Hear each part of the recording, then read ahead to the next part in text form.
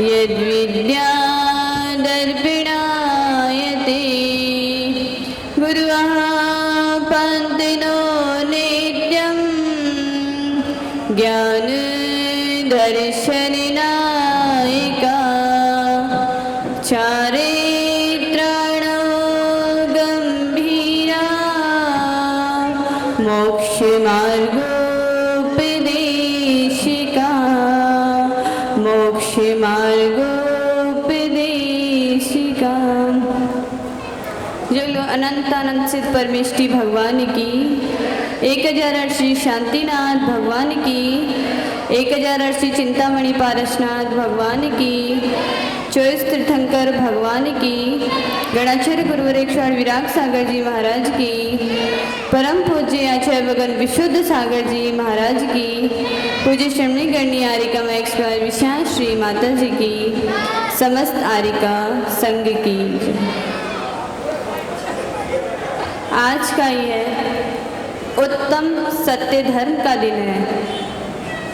आप लोगों ने कसायों के बारे में समझा, उसका त्याग किया और आज से सत्य धर्म को स्वीकार कर रहे हो। सत्य धर्म यह जीवन का आधार है। सत्य के बिना जीवन अधूरा है। सत्य धर्म को जिसने स्वीकार किया है उसको अनादि अनंत सुख की प्राप्ति हुई है। चाहे आदिनाथ भगवान हो, चाहे पारसनाथ भगवान हो, 24 तीर्थंकर भगवान हो, चाहे आचार्य भगवंत मुनि हो, सबने जिसने सत्य को धारण किया है उसने अनंत सुख को प्राप्त किया है। हमने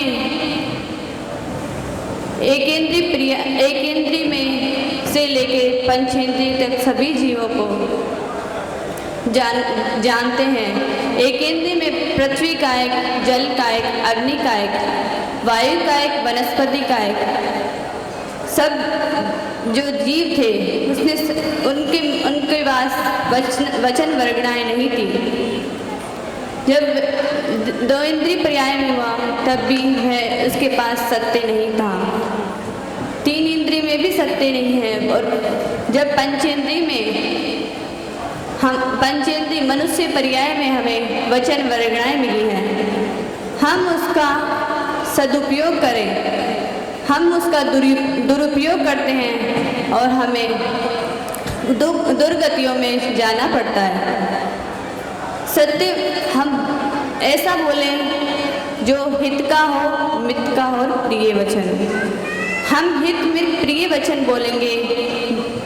सदाचरण जो हमारे आचरण में हो ऐसा ही वचन हमें बोलना चाहिए।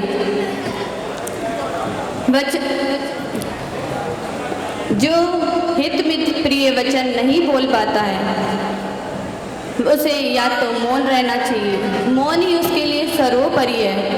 यदि जिसने 6 महीने भी मौन का अखंड रूप से पालन किया उसे ज्ञान की प्राप्ति हुई है, वचन की सिद्धि हुई है। जो मौन का निरतिचार पालन करता है उसे उत्तम सुख मिलता है। हमें अपने वचनों को नाप तोल कर बोलना चाहिए। जब हम मार्केट में जाते हैं, दुकान पे जाते हैं, तो जब कुछ सामान लेते हैं तो उसका मोल भाव करते हैं, नाप तोल करते हैं, कुछ कम ना हो, इसी प्रकार हमें अपने वचनों को बोलना चाहिए।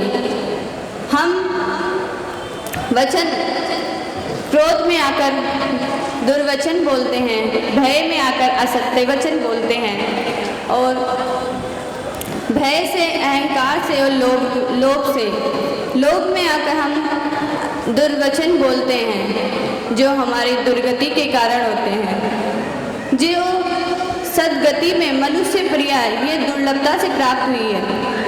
हम अभी भी अपन सत्य के मार्ग पर नहीं चल पाए तो हमें नरकों में सत्य को स्वीकार करना पड़ेगा। जिसने मनुष्य पर्याय में सत्य को स्वीकार कर लिया उसका तो सुगति में गमन होगा। यदि हमने सत्य को स्वीकार नहीं किया तो हमें दुर्गतियों में जाना पड़ेगा। आपने रावण के बारे में भी सुना होगा, कौरवों के बारे में भी सुना होगा। रावण ने सत्य को स्वीकार नहीं किया। भगवान की वाणी जो हमें सत्य का उपदेश दे रही है उसको हमने स्वीकार नहीं किया तो हमें भी रावण जैसी पर्याय में नरकों में जाना पड़ेगा। यदि हम यहाँ पे सत्य को स्वीकार नहीं किया, रावण को भी अपने ऊपर अहंकार था, उसे पता था कि हम असत्य बोल रहे हैं, हम असत्य पर चल रहे हैं, पर भी उसने सत्य को स्वीकार नहीं किया और नरकों में दुर्गतियों में जाना पड़ा। ऐसे ही कौरवों ने भी नरक में, निगोद में कई पर्यायों में गए हैं। यदि वह सत्य को स्वीकार कर लेते तो उन्हें दुर्गतियों में नहीं भ्रमण करना पड़ता। ध्यान रखना, वचन का सत्य जगत में पूज्यता दिलाता है। वचन का सत्य जगत में पूज्यता दिलाता है। काया का सत्य जगत में विश्वास दिलाता है।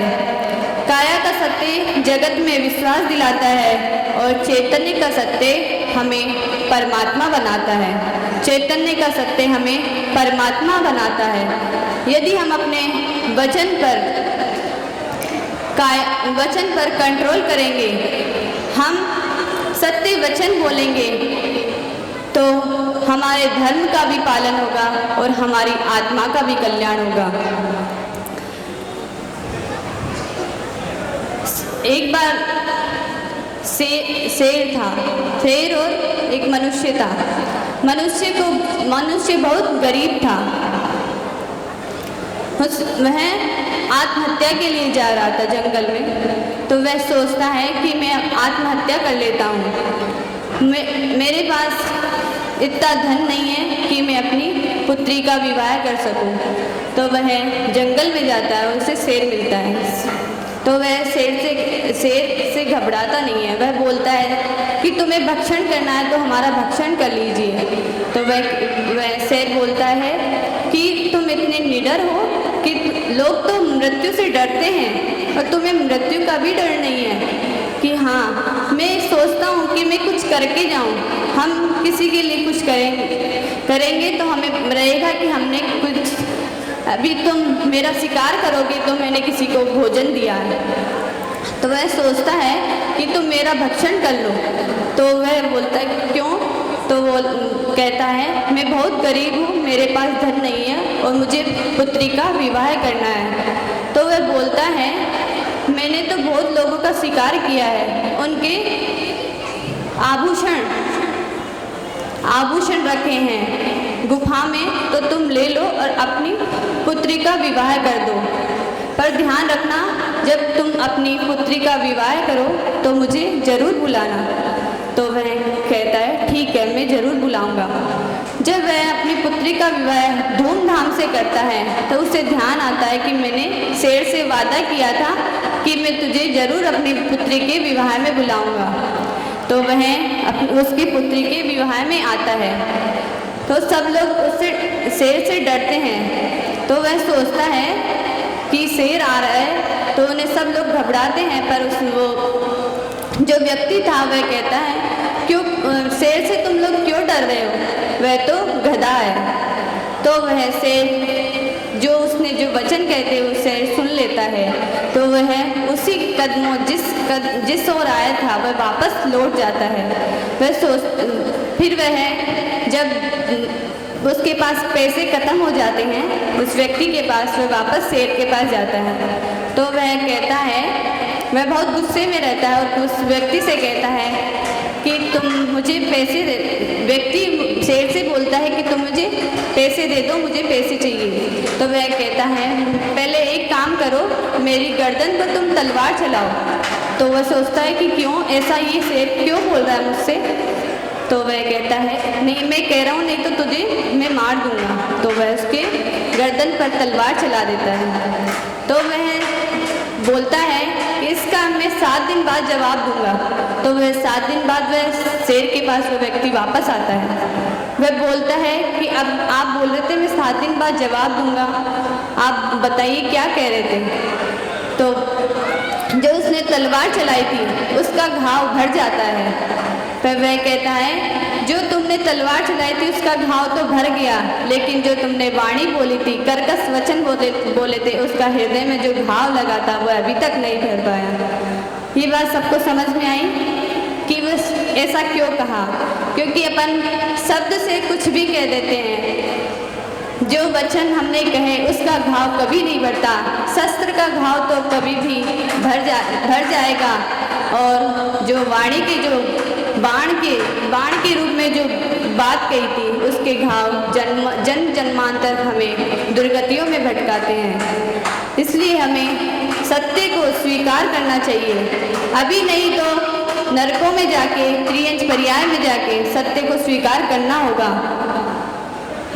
जब हम अपने व्यवहार में सत्य को और अपने हित में प्रिय वचन को अपने आचरण में उतारते हैं तो सब लोग हमें याद करते हैं। सबका विश्वास रहता है कि हम सत्य का पालन कर रहे हैं। हम जैन कुल में आके भी यदि सत्य वचनों को स्वीकार नहीं किया तो हमें नरकों में, दुर्गतियों में जाके सत्य को स्वीकार करना पड़ेगा। इसीलिए हमें अपने वचनों को, अपने भावों को नाप तोल कर बोलना चाहिए और अपने आचरण में उतारना चाहिए। यही जय बोलो चिंतामणि पारसनाथ भगवान की जय। हमने विश्वास श्री माता जी की जय। रौनक दीदी को सुना सभी ने, इसके बाद हम सभा दीदी को सुना।